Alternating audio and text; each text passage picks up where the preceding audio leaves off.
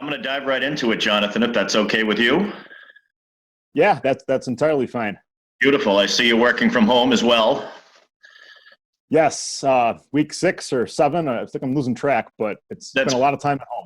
probably a good thing. And first of all, greetings, iBerkshires TV. Thanks for watching. We're here with the CEO of One Berkshire, Jonathan Butler. And I think, John, what I wanted to do was, it's been rough for a lot of people.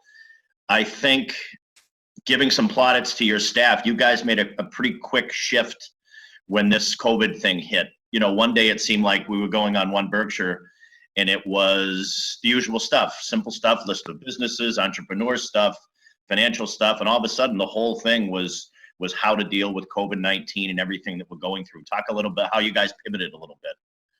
Sure. And then Jeff, also thanks for giving us the opportunity to come on and have a conversation with iBerkshires. We appreciate iBerkshires TV a great deal. Yeah, you know, it was really late February, early March when this kind of became real that we kind of looked inward a little bit as an organization and said, you know, the things that we typically do, you know, we market the Berkshires. You know, what are we going to be marketing in the next few months as this was kind of playing out? We knew that was going to be, there's going to be some changes there. Our own events and program schedule had already been significantly altered with things postponed, delayed, even canceled. And then in terms of our economic development work, a lot of those statewide initiatives that we put a lot of time and energy into, you know, things like the Berkshire Flyer, West East Rail, other things, those were likely to be tabled as well. So we really wanted to look at our organization and say, well, all these things that we typically are doing are going to be different for a while, but how can we respond to, you know, not only our membership, but the larger Berkshire business community. So we did look quickly at our website. You know, our website's a pretty active site, oneberkshire.com, our more internal Berkshire portal. And we decided, you know, there's so much information coming out, you know, for businesses, for individuals, for folks losing their jobs, about people who are resources for people that were getting sick at the time or thought they might be sick. And we realized there was an aggregation role that our website could probably play. And we very quickly kind of mobilized and pushed our staff towards populating that. And for the last 6 or 7 weeks, it's been one of the more active portals in the region. It's helped a lot of people, you know, wearing a lot of different hats.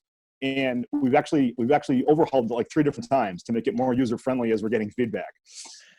I think it's an incredible job. I took about an hour and was researching a whole bunch of stuff.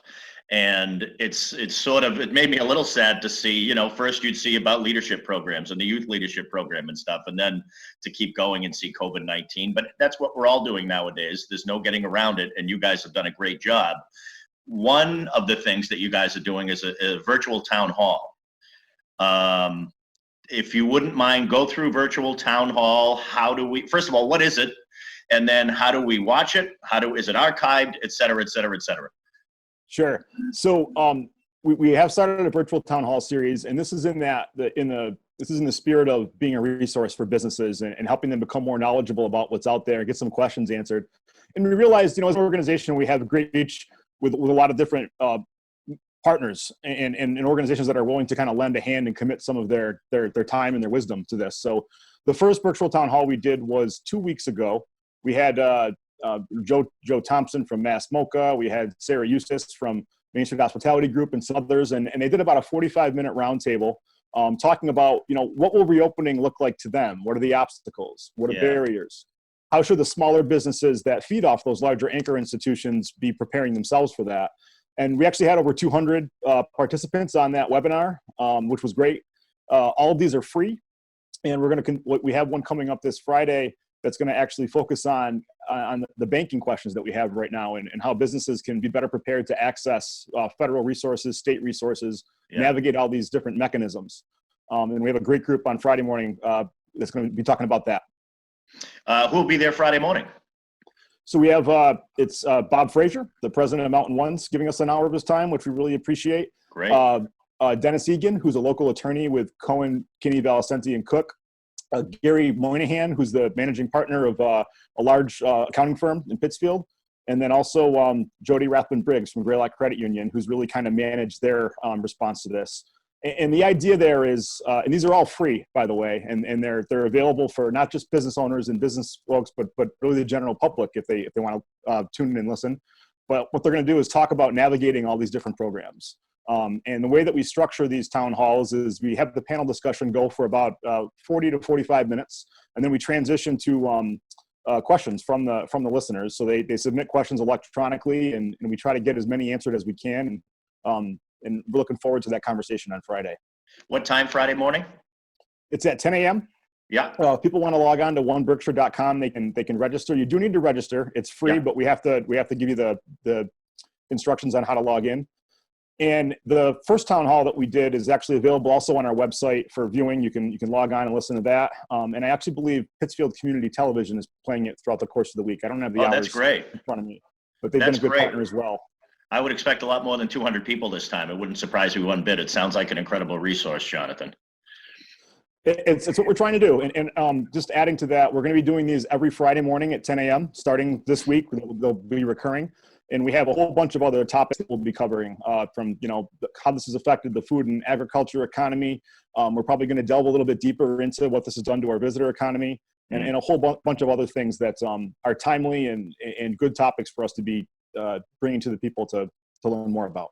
And speaking of, those are great guests, by the way. Bob Fraser is a very good friend of iBerkshire's. He's a good man, and I think that's going to be great. And it is going to be really different to see how different businesses reopen. I think we all expect a snap of a finger and all of a sudden everything's open again, but we know that's not how it's going to be. One Berkshire, you guys do a ton of stuff, but you also, it's the long-term viability of businesses in Berkshire County that I think matters to you a bunch and matters to a lot of people. So when things sort of quote unquote reopen, how are you dealing with businesses? What kind of questions are they asking? If they have to reopen half measures here and there, how are you guys handling that? Both, how are you handling, but also you're virtually handling. They can't just swing by the office anymore. Yeah, I'm very proud of our team. Our team's been, fielding inquiries from dozens and dozens of businesses on a daily basis and walking them through resources on our website, talking them through some questions they have, and just trying to be a resource that's there. Our tone right now is the most important role that we're playing is just aggregating information. There's new information every day.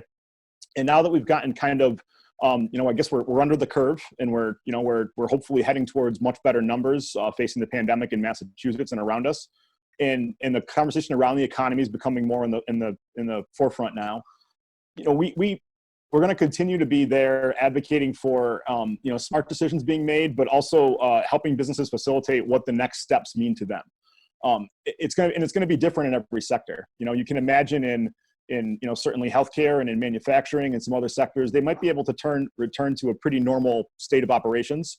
But when you talk about, there's a lot of questions around higher ed. What are the schools going to be doing? Yeah. There's a huge number of questions around all those different businesses in the different sectors that fuel our visitor economy. And it's going to be different for each of them. An outdoor recreation stakeholder might be able to have a much normal return to operation than a business that's in the performing arts or a large restaurant that's used to feeding hundreds of people every evening. So I think it's going to be, we have to keep facilitating this process. We have to be a resource for people aggregating information. But we've been really emphasizing to businesses to, it's important right now to deal with the moment. They have to survive this moment and get through this month and last month and this month and the coming month, and it's going to be different. But we're also encouraging them to take the time to look a little deeper. What will the next year look like for them if they have to operate differently? And how are you preparing for that? How are you planning for that? Because for a lot of different businesses, if they're going to sustain, they have to pivot or they have to take some different considerations about their operations seriously. And the more businesses that think this way right now, the better equipped it will be as an economy to come back from this a year or two down the road. So I think the long-term conversation is important for everybody to at least be pondering. And I think that is real important. But listen, Berkshire County does rely a lot on tourism, and it is a competitive business. We're competing with the Adirondacks. We're competing with Southern Vermont. And if the Berkshires step up their game and they're ready to go with all the changes that are going to come about, it's an important thing to do to when things get even halfway back to normal, if you can kind of hit the ground running and welcome people back into Berkshire County. And I think that's an important piece. We have safety first. I think everybody's on the same page about that. But we also need to embrace the fact that we depend on those people coming here and that love the Berkshires and love the strengths that we have here in the Berkshires. They love the performing arts, the outdoors, the food economy. But we've got to be smart about it. But we've got to keep that conversation going. We don't want to become a place that gives off the impression that we don't want your business. We don't want you coming here. We've got to walk that line very carefully and be clear about it. Joe Thompson spoke to that in the webinar that we did 2 weeks ago, and I thought he was very eloquent. Well, first of all, give us all the information on One Berkshire that we may need. It may be as simple as oneberkshire.com, but also when you wake up and when your staff wakes up, what do you tell them? Where do you tell them to look to get the most recent information, the most recent sane information? Sure. So as a regional entity, we're part of a number of different networks. We have relationships with similar organizations throughout Massachusetts that represent different regions. So we have a lot of dialogue and interaction with them. Whether it's Boston or the Cape or at Worcester, up in the North Shore even. And then we also, we've been really plugged into the conversation about the statewide components. Organizations like Associated Industries of Mass, the Massachusetts partner, or the Massachusetts Business Partnership, the Massachusetts Business Roundtable. So we've had, almost weekly dialogue with those organizations as well. Kind of playing an advocacy role, but also, helping gather more information that we can bring back to the Berkshires. And then the other big piece is, the state's made themselves very accessible to organizations like ourselves. I do give certainly a lot of kudos to our mayors and our local delegation, but the Baker administration as well has really, they've been listening and making themselves very accessible. We've had regular check-ins with Secretary Keneally, the Secretary of Economic Development, and they've been listening, which is encouraging. My team, though, I think they stay on top of all those different things. We're constantly analyzing and breaking down these different programs as they're made available.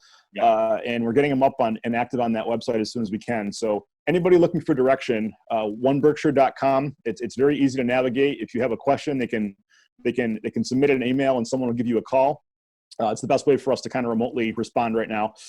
And we're here to help everybody. It's not just about the business community for us right now. It's about being a resource for the Berkshires and anybody that we can help out. We're happy to do that. And we all appreciate it. Anybody that champions Berkshire County, I'm a huge fan of.